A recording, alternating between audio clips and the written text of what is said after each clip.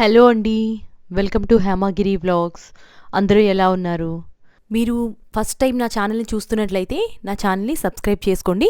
అలాగే మీకు ఈ వీడియో చూసి ఈ వీడియో నచ్చినట్లయితే నా ఛానల్‌ని తప్పకుండా లైక్ చేస్తారని ఆశిస్తున్నానండి. ఈరోజు మనం చూడబోయే రెసిపీ దబ్బకాయ పచ్చడండి. యాక్చువల్‌గా దబ్బకాయ పొక్కింపు అని కూడా అంటారు. బ్రాహ్మణ వంటకాల్లో ఒకటిది. దబ్బకాయకి అనేక ఆరోగ్య ప్రయోజనాలు ఉన్నాయండి. ఇది హార్ట్ హెల్త్ని ఇంప్రూవ్ చేస్తుంది, వెయిట్ లాస్కి ఉపయోగపడుతుంది, నెక్స్ట్ క్యాన్సర్తో కూడా ఫైట్ చేస్తుందండి. శాస్త్రపరంగా చెప్పాలంటే ఈ దబ్బకాయలు నిమ్మజాతి అన్నింటిలో కన్నా చాలా పురాతనమైన వంటండి. ఈ మూలం నుంచి పుట్టుకొచ్చినవే నిమ్మకాయలు, కమలాకాయలు, నెక్స్ట్ మొసంబీలు ఇవన్నీను. దబ్బకాయలు ఈ చలికాలంలో విరివిగా దొరుకుతాయి కదండి.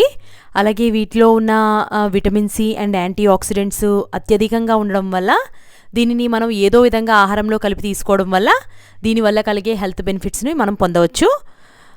దబ్బకాయ తీపి పచ్చడి చాలా టేస్ట్గా ఉంటుందండి. ఒకసారి మనం కూడా ట్రై చేద్దాం. ముందుగా మనం 7 నుంచి 8 దాకా దబ్బకాయలు తీసుకొని వాటిని శుభ్రంగా కడిగి ఆరబెట్టుకోవాలండి. ఆరబెట్టుకున్న తర్వాత మనం ఇలా మధ్యలోకి నిమ్మ చెక్కని కట్ చేసుకుంటాం కదా, అలా మధ్యలో కట్ చేసుకొని వాటి నుంచి రసం తీసుకోవాలి. చూడండి, ఇలా కట్ చేసుకోవాలి. కట్ చేసుకున్న తర్వాత వాటి నుంచి ఒక్కొక్క దాని నుంచి నెమ్మదిగా రసం తీసుకోవాలండి. దబ్బకాయల్లో పిక్కలు చాలా ఎక్కువగా ఉంటాయండి. ఇది పచ్చడిలో కానీ కలిస్తే ఏంటంటే పచ్చడి చేదు వచ్చేస్తుంది అనమాట. పచ్చడి చేదు రాకుండా ఉండాలి అంటే మనం ఒక స్ట్రెయినర్ తీసుకొని ఈ రసాన్ని మొత్తం వడపోసుకొని ఒక పక్కన పెట్టుకోవాలన్నమాట. ఇప్పుడు మనం అన్ని కాయల నుంచి మనం రసం పిండుకున్నాం కదండి. ఈ తొక్కలు ఉంటాయి కదా, ఈ తొక్కల్ని మనం ఎంత చిన్నగా వీలైతే అంత చిన్నగా మనం కట్ చేసుకుందాం. ఇలా చిన్న చిన్న పీసెస్ కింద కట్ చేసుకోవడం వల్ల ఏమవుతుంది అంటే దబ్బకాయని మనం ఉడకబెట్టినప్పుడు చాలా తొందరగా సాఫ్ట్ అవుతుందన్నమాట. ముక్క ఎక్కువ టైం తీసుకోదు, లేకపోతే ఇది చాలా హార్డ్గా ఉండడం వల్ల చాలా టైం పట్టేస్తుంది అనమాట. మనం స్టవ్ మీద ఒక స్టీల్ బౌల్ తీసుకొని దానికి 1.5 లీటర్ దాకా మనం వాటర్ యాడ్ చేసుకుందామండి. వాటర్ యాడ్ చేసుకొని కొద్దిగా వాటర్ వేడెక్కిన తర్వాత దీనిలో 2 టేబుల్ స్పూన్స్ దాకా పసుపు తీసుకుందాం. పసుపు తీసుకొని మనం ఇప్పుడు కట్ చేసుకొని పెట్టుకున్నాం కదా, ఈ ముక్కల్ని కొద్దిగా యాడ్ చేసుకుందామండి. చూడండి, ఒక 10 నిమిషాల తర్వాత ఇలా ఉన్నాయి. ఇవి మరుగుతూ ఉండగానే మనం ఒక 100 గ్రామ్స్ దాకా చింతపండుని తీసుకొని దాన్ని వాటర్ వేసుకొని ఒక 10 నిమిషాల పాటు వదిలేయాలండి. 10 నిమిషాల పాటు వదిలిన తర్వాత దాని నుంచి రసం తీసుకొని మనం పక్కన పెట్టుకోవాలి. చూడండి, ఈ టైంలో ముక్క మెత్తబడ్డానికి ఒక టేబుల్ స్పూన్ దాకా నేను సాల్ట్ యాడ్ చేసుకుంటున్నానండి. ఇక్కడ మనం చింతపండు రసం తీసి పక్కన పెట్టుకున్నాం కదా, అది కూడా ఈ టైంలో మనం యాడ్ చేసుకుందాం. యాడ్ చేసుకొని మీడియం ఫ్లేమ్లో 1 అవర్ పాటు మనం మరగనిద్దామండి. 1 అవర్కి ముక్క మెత్తబడుతుందండి. ముక్క చూడండి చాలా సాఫ్ట్ అయిపోయింది. ఈ టైంలో మనం 1/2 కేజీ నుంచి మనకి క్వాంటిటీ బట్టి మనకి కావాల్సిన తీపి బట్టి మనం బెల్లం యాడ్ చేసుకోవచ్చండి.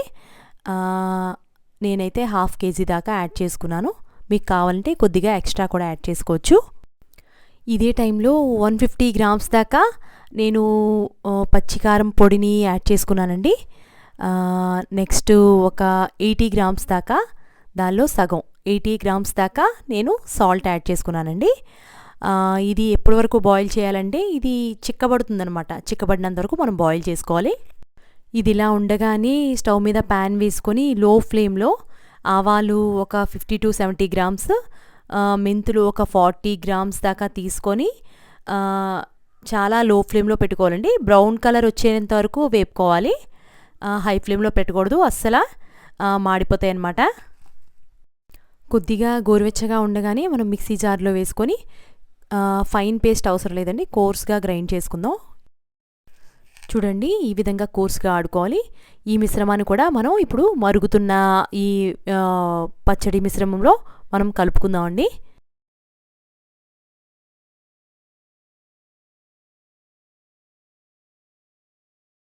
కలుపుకొని వెంటనే మనం స్టవ్ ఆఫ్ చేసుకోవాలండి, లేదంటే చేదొచ్చేస్తుందనమాట.